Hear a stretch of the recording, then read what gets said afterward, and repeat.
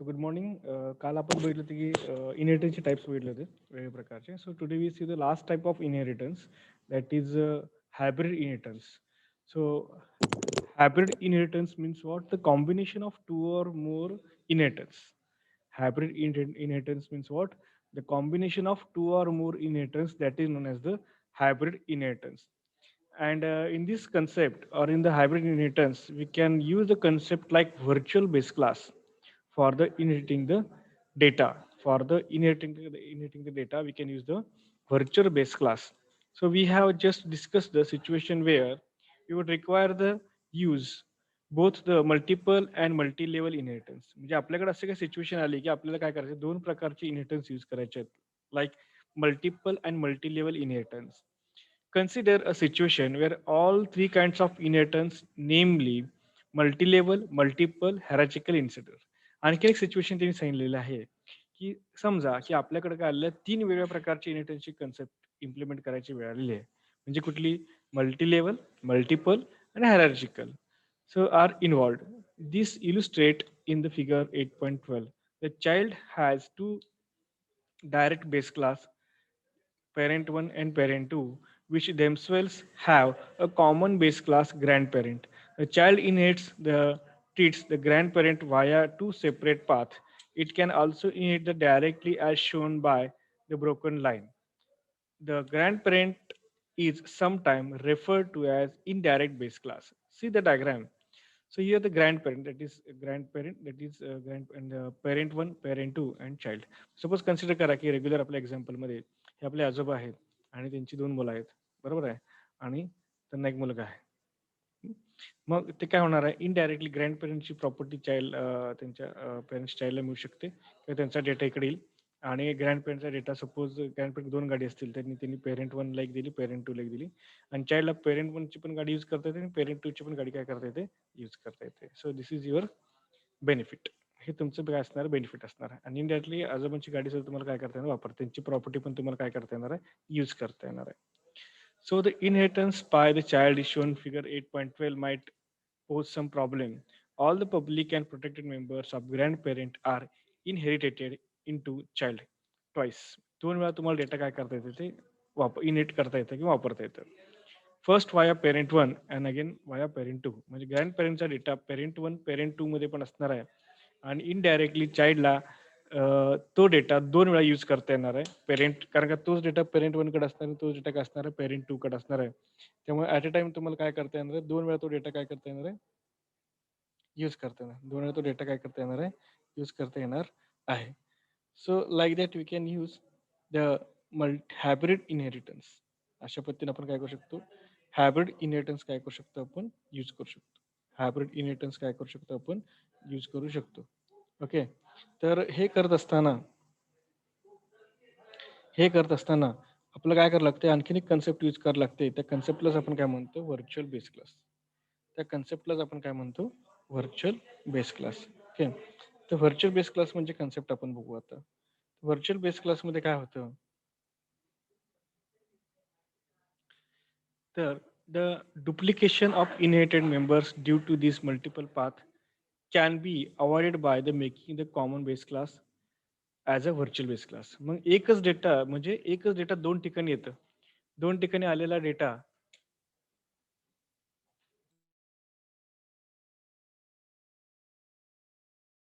हां, जरा diagram check करून बघा. डायग्राममध्ये काढायचं नसेल तर मला विचारा.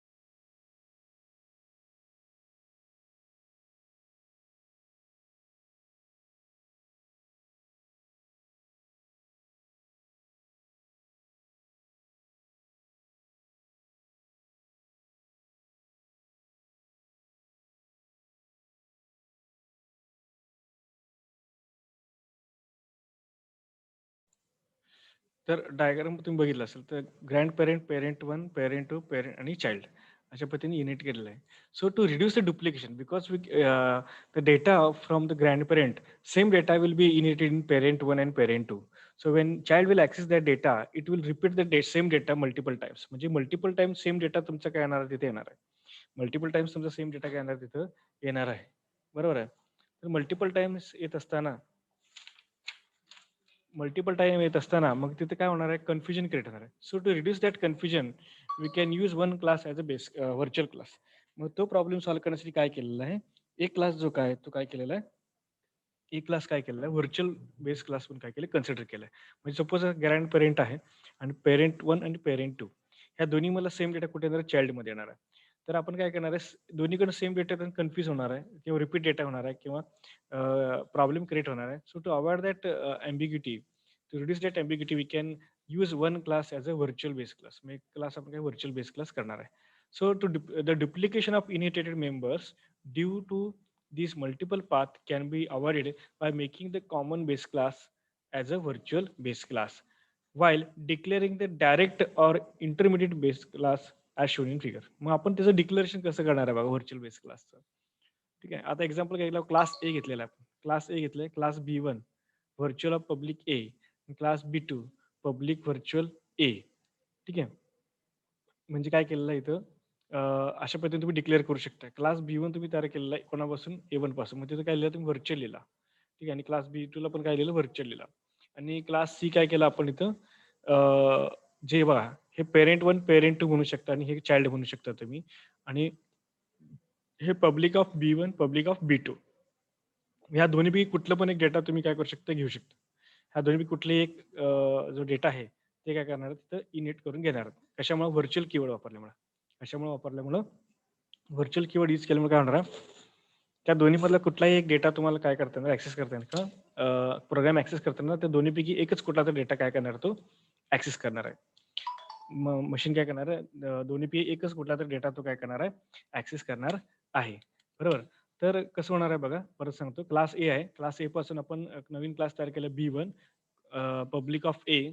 ठीक आहे परंतु त्याला व्हर्च्युअल घेतलेला आहे आपण कारण का तो अँबिग्युटीचा प्रॉब्लेम सॉल्व्ह करण्यासाठी. तर क्लास B2 घेतलाय पब्लिक व्हर्च्युअल ए. ठीक आहे व्हर्च्युअल कीवर्ड लिहिल्यामुळे काय होणार आहे जेव्हा क्लास सी या दोन्ही मधला डेटा ऍक्सेस करणार आहे B1 B2 मध्ये B1 B2 मध्ये काय असणार आहे दोन्ही हे क्लास B1 आणि B2 हे कोणापासून तयार झालेत ए पासून कुठल्या प्रॉपर्टी पासून पब्लिक प्रॉपर्टी पासून दोन्हीमध्ये सेम डेटा असणार आहे. मग जेव्हा तुम्ही हे दोन जो नवीन क्लास क्रिएट करणार आहे ह्या नवीन दोन बेस क्लास पासून तेव्हा काय होणार आहे B1 आणि B2 मध्ये सेम डेटा इथे काय होणार रिपीट होणार आहे सेमच डेटा दोन वेळा येणार आहे. सो तो प्रॉब्लेम सॉल्व्ह करण्यासाठी आपण काय कीवर्ड दिलाय तर व्हर्च्युअल कीवर्ड दिलाय. व्हर्च्युअल कीवर्ड लिहिल्यामुळे काय होणार जेव्हा सेम डेटा येणार आहे तेव्हा काय होणार आहे सेम डेटा सापडणार आहे त्याला तेव्हा त्या दोन डेटापैकी एकच डेटा काय येणार तर सेंड केला जाणार त्या दोन डेटापैकी एकच डेटा काय जाणार सेंड केला जाणार आहे. बघा Wien class is made virtual base class C++ takes necessary care to see that only one copy of that class is inherited. Only one copy of that class is inherited regardless of how many inheritance paths exist between the virtual base class and the derived class. Okay. Then for example consider again the student results processing system discussed section 8.8 assume that the class sports derives the roll number from the class student then the inheritance relationship will be shown in below. So student class पासून आपण taste आणि sports असे दोन class तयार केलेत. ठीक आहे हे दोन्ही आपण ॲज अ व्हर्च्युअल क्रिएट करणार आहे कारण रिझल्ट मध्ये काय येणार आहे ह्यातून पण रोल नंबर येणार आहे ह्यातून पण डेटा येणार आहे. बघा ह्यातून पण रोल टेस्ट मधून पण रोल नंबर येणार स्पोर्ट्स मधून पण रोल नंबर येणार दोन्ही सेमच असणार आहेत. दोन्ही काय असणार आहेत सेम असणार आहेत. बरोबर आहे मग त्यावेळी प्रॉब्लेम क्रिएट होता कामा नये त्यावेळी प्रॉब्लेम क्रिएट होता कामा नये म्हणून आपण काय केलं तर व्हर्च्युअल बेस क्लास घेतलेला. ठीक आहे मग प्रोग्राम कसं इम्प्लिमेंट होणार आहे बघा प्रोग्राम मध्ये कसं केलं आपण hash include iostream.h class student घेतलेला आहे प्रोटेक्टेड मध्ये इंट रोल नंबर घेतलेला वर्ड गेट नंबर त्यात इंट ए पास केलेला रोल नंबरला ए ची व्हॅल्यू असाइन केलेली आहे आणि पुट रोल नंबर प्रिंट केला आहे क्लास टेस्ट क्रिएट केला आहे. म्हणजे जेव्हा आपण काय करणार आहे स्टुडंट पासून नवीन क्लास क्रिएट करणार आहे टेस्ट तेव्हा आपण कीवर्ड का वापरले virtual keyword virtual public of student कळलं का स्टुडंटच्या पब्लिक हे तयार होणार आहे कारण हा पुढे कोणाचा तरी बेस क्लास असणार आहे आणि दोन वेळा हे यूज करणार आहे म्हणून आपण इथे कीवर्ड काय दिलं virtual. So protected float part 1 part 2 public void get marks float x float y आणि ती युजरकडून व्हॅल्यू येणार आहे आणि रिस्पेक्ट टू एक्सची व्हॅल्यू पार्ट वनला एक्सची वायची व्हॅल्यू पार्ट टूला असणार आहे. आणि वाईड पुट मार्क्स ते मार्क्स काय होणार प्रिंट होणार ते मार्क्स काय होणार प्रिंट होणार आहेत. ठीक आहे. नंतर class sports public virtual student class sports virtual public student. ठीक आहे. त्यामध्ये काय होणार आहे प्रोटेक्टेड फ्लोट स्कोर म्हणजे तुमचं स्पोर्ट्सचा काय एखादा स्कोर असेल तुम्ही नॅशनल इंटरनॅशनल गेला असेल त्याचे ॲडिशनल मार्क्स असतात. तर NCC NSS वगैरे असे जे काही फॅसिलिटी असतील तुमच्या स्कूल कॉलेजमध्ये तर ते फॅसिलिटीज तुम्हाला काय होतात अवेलेबल होतात. तर फ्लोट स्कोअर घेतलेला आहे void get score float S S score is equals to S एसची व्हॅल्यू स्कोअरला असणार आहे आणि स्पोर्टची व्हॅल्यू इथे प्रिंट होणार आहे. नंतर क्लास रिझल्ट इज इक्वल्स करून पब्लिक ऑफ टेस्ट आणि पब्लिक ऑफ स्पोर्ट्स म्हणजे टेस्ट आणि स्पोर्ट्स म्हणून काय होणार आहे पासून रिझल्ट नावाचा क्लास क्रिएट होणार आहे. टेस्ट आणि स्पोर्ट्स पासून करणार आहे रिझल्ट नावाचा क्लास क्रिएट होणार आहे. मग ह्या दोन्हीमधून सेम डेटा येणार आहे. ह्या दोन्हीमधून सेम डेटा काय येणार आहे कारण का टेस्ट आणि स्पोर्ट्स काय केलेलं आहे एकाच क्लासपासून काय केलं तयार झालेलं आहे. स्पोर्ट्स काय झालेला आहे एकाच क्लासपासून तयार झालेला आहे म्हणजे कुठला स्टुडंट. मग ह्या टेस्टमध्ये आणि स्पोर्ट्समध्ये दोन्हीमध्ये कॉमन डेटा कुठला असणार आहे रोल नंबर. टेस्टमध्ये पण रोल नंबर असणार आहे आणि स्पोर्ट्समध्ये पण काय असणार रोल नंबर असणार आहे. टेस्टमध्ये पण रोल नंबर असणार आहे आणि स्पोर्ट्समध्ये पण काय असणार रोल नंबर असणार आहे. तर फ्लोटमध्ये आपण काय केलं टोटल फ्लोटमध्ये काय घेतलं आपण total void display void display नंतर व्हाईट रिझल्ट डिस्प्लेचं फंक्शन डेफिनेशन लिहिलं आहे total equals to part one plus part two plus score part one plus part two plus score हे घेतलं आहे. पुट नंबर पुट मार्क्स आणि put score put number put marks आणि put score. आता बघा put number जो आहे हे क्लास टेस्टमध्ये पण आहे आणि स्पोर्ट्समध्ये पण आहे कारण का ते स्टुडंटपासून तयार झालेले आहेत बरोबर आहे. परत इथे येताना काय येणार आहे एकच येणार आहे इथे येताना रिपीट होण्याऐवजी एकच तुम्हाला किती येणार आहे पुट मार्क्स आणि पुट स्कोर. टोटल स्कोर तुमचा इथे आपण काय करणार प्रिंट करणार आहे इथला टोटल तो. तर इंट मेनमध्ये रिझल्ट घेतलेला आहे स्टुडंट वन. ठीक आहे. जसं तुम्हाला अगोदर मी सांगितलं आहे सगळ्यात शेवटच्या क्लासला आपण काय करतो ऑब्जेक्ट क्रिएट करतो कारण का जे काही डेटा तुम्हाला लागणार आहे जो जो काही डेटा तुम्हाला लागणार ते तुम्ही वन बाय वन काय करता क्लासमध्ये इनिट करून घेता. वन बाय वन काय करता तुम्ही क्लासमध्ये इनिट करून घेता. त्यामुळे तुम्हाला काय लागणार आहे सगळ्यात शेवटच्या क्लासला तुम्ही काय करणार ऑब्जेक्ट क्रिएट करणार आहे. सगळ्यात शेवटच्या क्लासला काय करणार तुम्ही ऑब्जेक्ट क्रिएट करणार आहे. Student one dot get number student one dot get marks student one dot get score. ठीक आहे. आणि स्टुडंट वन डॉट डिस्प्ले अशा पद्धतीने व्हॅल्यू तुमची काय तुम्ही फंक्शन काय करणार कॉल करणार आहे. मग गेट नंबर कुठे स्टुडंटमध्ये असणार आहे गेट मार्क्स कशा टेस्टमध्ये असणार आहे गेट स्कोर कुठं असणार आहे स्पोर्ट्समध्ये असणार आहे आणि डिस्प्ले शेवटच्या तुमच्या रिझल्टमध्ये असणार आहे कुठं असणार रिझल्टमध्ये असणार आहे. बरोबर आहे. परंतु हे कॉल करताना काय केलं एकाच क्लासमध्ये म्हणजे रिझल्ट नावाच्या क्लासमध्ये आपण कॉल केलेला आहे. परंतु गेट नंबर हे टेस्टमध्ये पण असणार आहे आणि तुमच्या स्पोर्ट्समध्ये पण असणार आहे. टेस्टमध्ये पण असणार आहे स्पोर्ट्समध्ये पण असणार आहे. बरोबर. त्यामुळे ते दोन्ही कॉमन आहे. तिथं ॲम्बिग्युटी होऊ नये, प्रॉब्लेम क्रिएट होऊ नये. म्हणून तिथे काय केलं आपण ते क्लास ॲज अ व्हर्चुअल बेस क्लास क्रिएट केले. टेस्ट आणि स्पोर्ट्स हे क्लास ॲज आपण व्हर्चुअल बेस क्लास क्रिएट केलेले आहेत. तर ह्या ठिकाणी आपण 2 नवीन कन्सेप्ट शिकलो आज. तर एकतर तुमचं हायब्रिड इनहेरिटन्स आणि virtual base class. Hybrid inheritance आणि व्हर्चुअल बेस क्लासचे असे 2 नवीन कन्सेप्ट आपण काय केले यामध्ये शिकलेलं आहे. हायब्रिड इनहेरिटन्स आणि व्हर्चुअल बेस क्लास. तर तसं आउटपुट आले बघा roll number 678 marks obtain part 1 ला 30.5 पार्ट 2 ला 25.5 आणि स्पोर्ट्सला वेटेज किती 7 आणि सगळं कॅल्क्युलेट करून टोटल तुमचं किती आलं 63 काय आलं 63 तुमचं टोटल इथं आलेलं आहे. तर परत एकदा तुम्ही काय करा प्रोग्राम चेक करून बघा. प्रोग्राम चेक करून त्यामध्ये काय अडचण असेल तर मला विचारा. प्रोग्राम चेक करा आणि प्रोग्राम चेक करून मला काय अडचण असेल तर विचारा.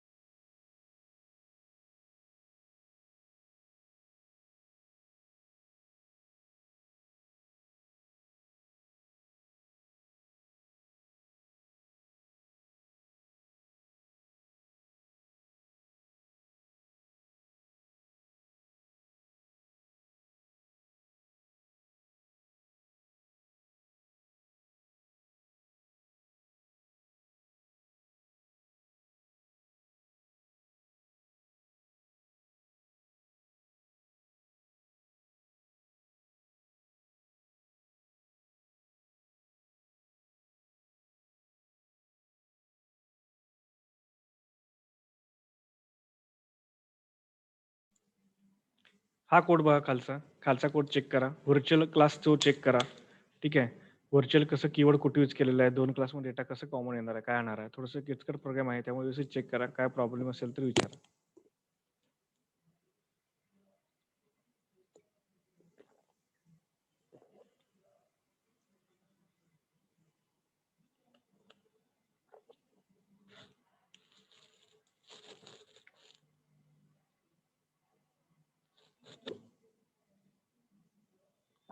हा पहिला व्हर्चुअल बेस क्लास झाला. हा दुसरा व्हर्चुअल बेस क्लास झाला.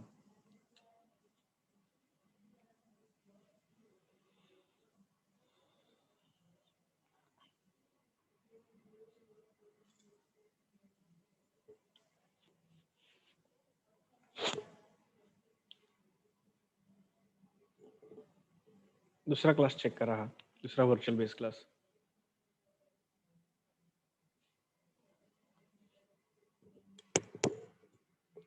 परत एकदा सांगतो, व्हर्चुअल बेस क्लास म्हणजे काय. हायब्रिड इन्हेरिटन्स पहिला बघूया.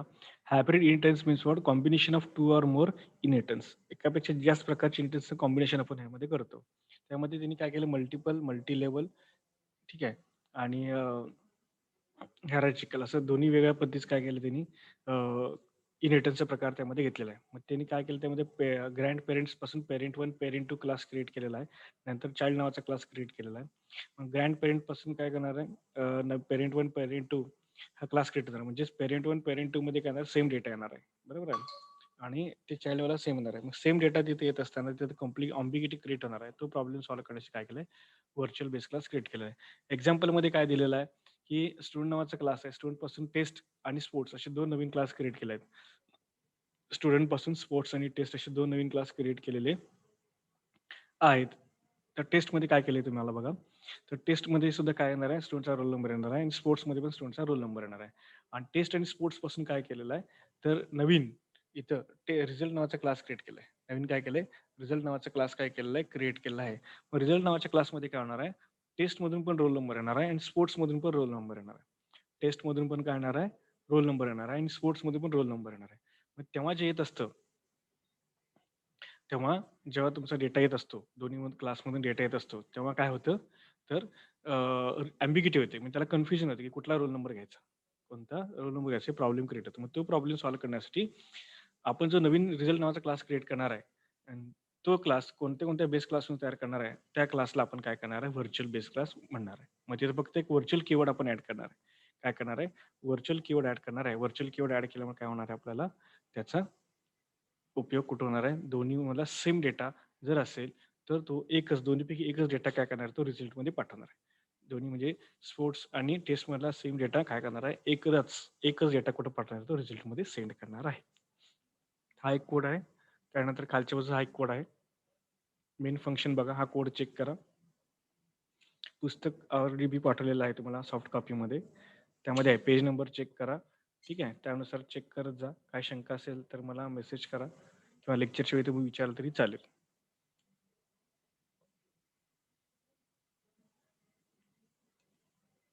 सगळ्या शेवटच्या क्लासला आपण ऑब्जेक्ट क्रिएट करतो, कारण का तुम्हाला जे काय लिंक्स लागणार आहे ते सगळे लिंक्स आपण शेवटच्या क्लासमध्ये घेतले. हे अतिशय महत्त्वाचं आहे. जेव्हा तुम्ही इंटरव्ह्यूला जाता किंवा कुठेही ऑब्जेक्टिव्ह टेस्टला वगैरे जाता, तेव्हा हे ट्रिकी क्वेश्चन असतं. एक असं ट्रिकी क्वेश्चन असते, की तुम्ही कुठल्या क्लासला ऑब्जेक्ट क्रिएट करणार आहे, कुठल्या क्लासला तुम्ही ऑब्जेक्ट क्रिएट करता. बरोबर आहे. तर अशा पद्धतीने आपण ते काय करतो, सगळ्या शेवटच्या क्लासला ऑब्जेक्ट क्रिएट करतो. कारण जे काय डेटा आपल्याला लागणार आहे, ठीक आहे, तो सगळा डेटा आपण कुठे घेणार आहे, तर शेवटच्या क्लासमध्ये ऍक्सेस करून घेतलेला असतं. त्यामध्ये आपण काय करतो, तो शेवटच्याच क्लासला आपण काय करतो, ऑब्जेक्ट क्रिएट करतो. मेनमध्ये बघा, तर मेनमध्ये बघा, तर रिझल्ट नावाचा जो शेवटचा क्लास आहे त्याला आपण ऑब्जेक्ट क्रिएट केलेला आहे. आणि त्यांनी काय केलं आहे, सगळ्या वरच्या म्हणजे ग्रँड पेरेंट, पेरेंट 1 पेरेंट 2 मध्ये सगळा डेटा काय केलेला आहे, ऍक्सेस केलेला आहे. सगळा डेटा काय केलेला आहे, ऍक्सेस केलेला आहे. ओके. तर रिझल्टमध्ये student one dot get number pass केलेला आहे. Student one dot get marks pass केले आहेत. Student one dot get score pass केला आहे. आणि स्टुडंट वन डॉट डिस्प्ले जे काय केलं आपण इथं डिस्प्ले केलेलं आहे. तर अशा पद्धतीने काय तुमचं प्रोग्राम कंप्लीट झालेला आहे. आणि खालच्या बाजूला तुमचा output, roll number, marks obtained, part 1 part 2 आणि स्पोर्ट्स वेटेज. ठीक आहे, टोटल स्कोर. ठीक आहे, काय प्रॉब्लेम असेल तर विचारू शकता.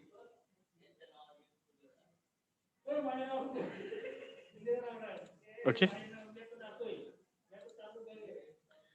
चालेल, काय अडचण असेल तर थांबू आपण. थँक्यू.